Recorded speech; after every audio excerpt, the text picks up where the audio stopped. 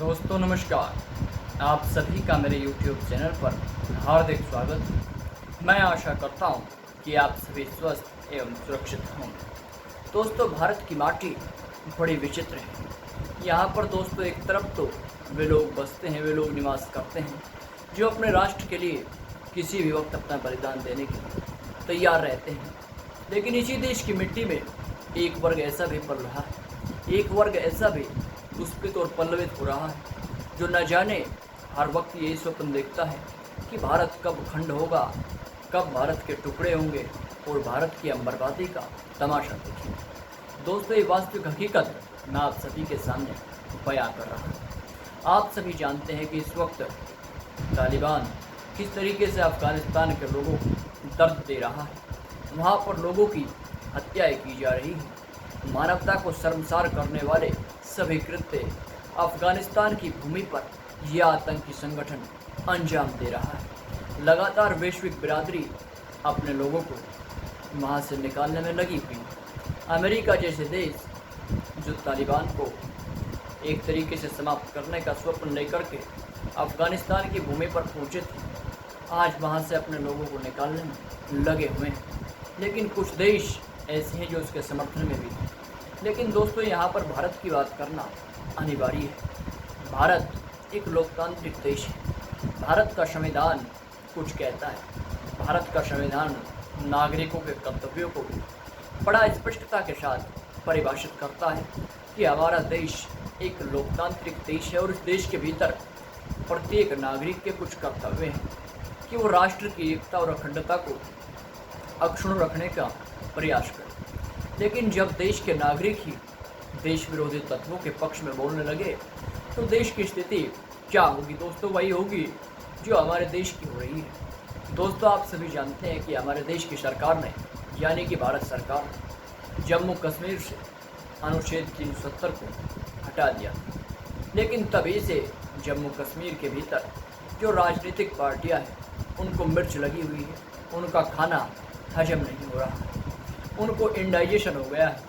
और इसके अलावा दोस्तों कुछ लोग वे भी हैं जो देश के खिलाफ दूसरे राज्यों से गद्दारी करने में इन पार्टियों का सहयोग दे रहे हैं। दोस्तों, एक तरीके से मैं इसको देश के खिलाफ गद्दारी ही कहूँगा। दोस्तों, आखिर क्या वजह है कि कश्मीर लगभग 70 सालों से देश से कटा रहा, देश का सैनिक वहाँ पर शहादत देता रहा, हमारे आम नागरिक भी, कश्मीर के आम नागरिक भी दोस्तों आतंकवादियों की गोलियों का शिकार होते रहे। लेकिन इन राजनेताओं को कभी कुछ फर्क नहीं पड़ा। इनकी राजनीतिक रसूख और इनकी राजनीति की दुकान दोस्तों इसी तरीके से चलती रही। वो दुकान कमोवेश 7 दशकों में बिल्कुल भी बंद नहीं हुई दोस्तों। और इसी दुकान से दोस्तों मैं आपको बताना चाहूँगा, इनकी खेती बढ़ती है, इनकी फसल मजबूत होती है और हर साल ये उस फसल की कटाई करते हैं। दोस्तों, किसान तो अपने परिश्रम से फसल उगाता है, लेकिन ये लोग, ये राजनेता देश के जवानों की शहादत पर राजनीति करते हैं, आम नागरिकों की हत्या पर राजनीति करते हैं। दोस्तों, मैं बात कर रहा हूँ महबूबा मुफ्ती ने जो बयान दिया वास्तव में वो शर्मनाक है कि जम्मू कश्मीर के भीतर भारत की सेना अत्याचार कर रही है और सरकार को कहीं ना कहीं तालिबान का उदाहरण लेकर के ये सीख लेनी चाहिए कि कश्मीर के लोग भी विद्रोह कर सकते हैं और कश्मीर भी जिस तरीके से अफ़गानिस्तान में तालिबान ने आतंक मचाया है, कश्मीर के लोग भी उसी तरीके से कर सकते हैं। और कहीं ना कहीं ये खुली चुनौती देने का एक तरीके से भारत सरकार को, भारत की जनता को और कश्मीर के आम लोगों को मोहरा बना करके महबूबा मुफ्ती ने प्रयास किया है कि हम कहीं ना कहीं कश्मीर को सुलगा देंगे। दोस्तों, ये बात तो महबूबा मुफ्ती ने जब अनुच्छेद 370 कश्मीर के भीतर था और सरकार ने उसको निरस्त किया था, उस समय भी कही थी कि यदि कश्मीर को हाथ लगाओगे तो जल जाओगे। लेकिन दोस्तों, क्या हुआ?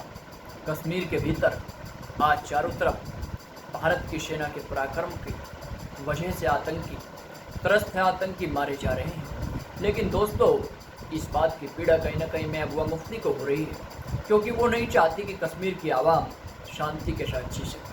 कहीं ना कहीं उनको राजनीति प्रिय है और उनको उन सैनिकों के परिवारों का दर्द भी दिखाई नहीं देता जो सैनिक शहादत पाते हैं। दोस्तों, लगातार जम्मू कश्मीर के भीतर आतंक की मुठभेड़ होती है और उन मुठभेड़ों में हमारे देश के सैनिक शहीद होते हैं।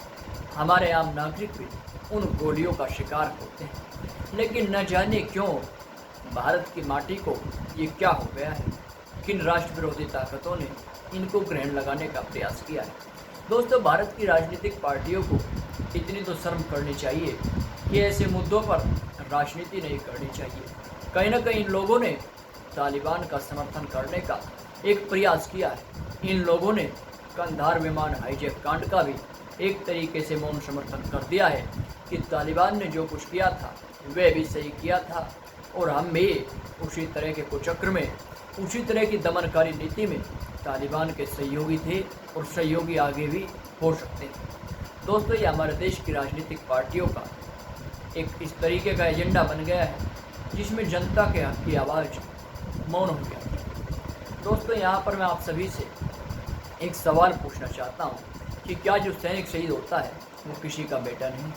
क्या जो आवाम कश्मीर के भीतर दर्द भुगत रही है वो आवाम महबूबा मुफ्ती की अपनी आवाम नहीं है, या फिर राजनीति ने महबूबा मुफ्ती की आंखों पर इतना बड़ा और इतना भारी पर्दा डाल दिया है कि उसके आगे उन्हें कुछ दिखाई देना बंद हो गया है। दोस्तों, तालिबान क्या कर रहा है इस वक्त? आप देख रहे हैं तालिबान अफ़गानिस्तान के लोगों को मार रहा है।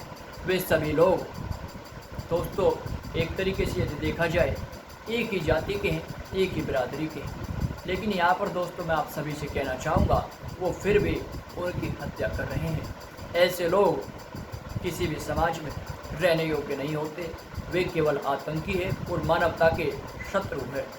ऐसे शत्रुओं का समर्थन करके कहीं ना कहीं जो भारत के भीतर लोग कर रहे हैं वास्तव में अपनी राजनीतिक दुकानों को मजबूत करने का प्रयास कर रहे हैं, क्योंकि उनकी राजनीति के शटर इन दिनों डाउन हो चले थे। आवाम अब उनकी राजनीति को समझ चुकी थी। कहीं ना कहीं दोस्तों ऐसे मुद्दे पर बिल्कुल भी राजनीति नहीं होनी चाहिए। राजनीति करने के तमाम मुद्दे हैं, यदि सरकार अच्छा कार्य नहीं करती तो निश्चित तौर पर एक लोकतांत्रिक देश के भीतर उसका विरोध होना चाहिए। लेकिन दोस्तों विरोध अंधा नहीं होना चाहिए और समर्थन भी अंधा नहीं होना चाहिए किसी भी चीज़ का। मैं आपको बताना चाहूँगा दोस्तों मुनव्वर राना ने भी क्या कहा। आप सभी जानते हैं मुनव्वर राना के बारे में, किस तरीके से अपने बयानों को लेकर के अक्सर सुर्खियों में रहते हैं। राणा साहब का बयान वास्तव में देश के भीतर जो सांप्रदायिक सौहार्द है उसे बिगाड़ने का एक कार्य कर रहा है। इन्होंने बजरंग दल और आरएसएस से एक तरीके से तालिबान की तुलना की है कि जो काम तालिबान कर रहा है अफ़गानिस्तान के भीतर में वो उसका अंदरूनी मामला है। भारत के भीतर भी आरएसएस और बजरंग दल जैसे संगठन हैं जो कहीं ना कहीं अपनी इसी तरह की एक विचारधारा के तहत कार्य करते हैं।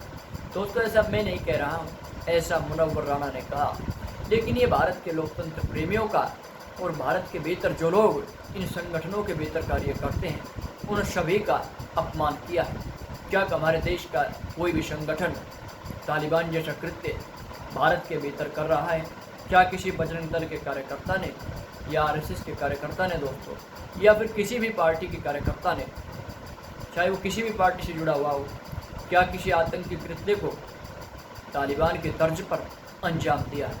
नहीं दोस्तों, मुनव्वर राणा साहब को अपने बयानों पर ध्यान केंद्रित करना चाहिए।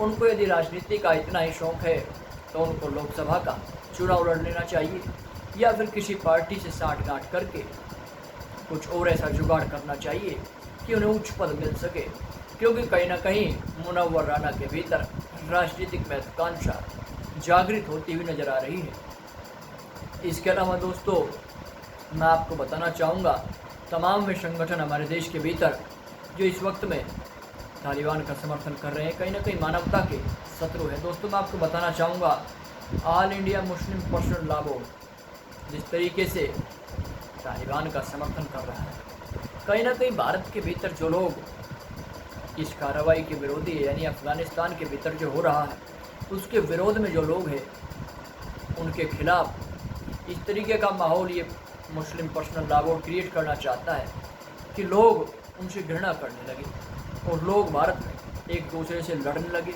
एक दूसरे पर भारत के भीतर हमले होने लगे। दोस्तों, एक लोकतांत्रिक देश में किसी संस्था को, किसी मजहबी संस्था को इस तरह के कृत्य को अंजाम नहीं देना चाहिए। दोस्तों, भारत की संप्रभुता, एकता और अखंडता के बिल्कुल खिलाफ है। दोस्तों, मैं उम्मीद करता हूं कि हमारे देश के भीतर इस तरह की कार्रवाई कोई भी संगठन ना करे।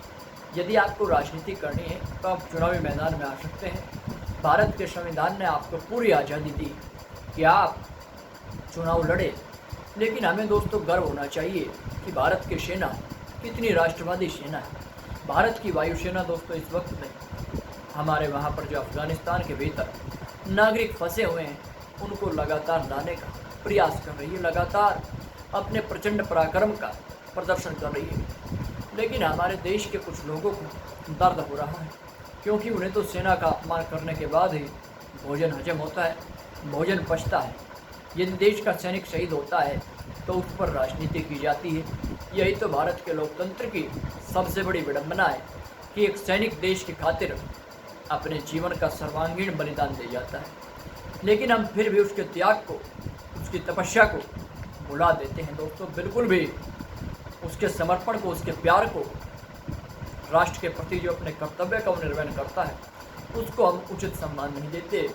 और दोस्तों, जो देश इस तरह के नक्शे कदम पर आगे बढ़ता है, वास्तव में उसकी एकता और अखंडता अधिक लंबे समय तक बच नहीं सकती, उसको कहीं ना कहीं ग्रहण लग जाता है।